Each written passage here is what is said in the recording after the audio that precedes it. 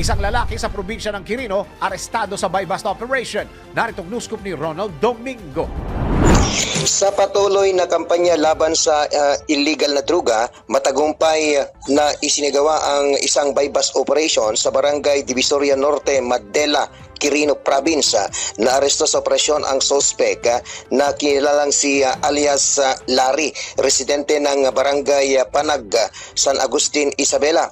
Nakonpiska sa suspek ang dalawang sachet na hinilalang shabu at isang caliber 38 na baril na walang serial number o tatak, kasama ang dalawang bala nito. Matapos ang pagkresto, agad siyang dinala sa Madela Police Station para sa dokumentasyon. Maharap ang suspect sa kasong paglabag sa Republic Act 9165 o Comprehensive Dangerous Drug Act of 2002 at Republic Act 10591 o Illegal Possession of Firearms and Ammunition at Omnibus Election Code dahil sa paglabag sa Ganban.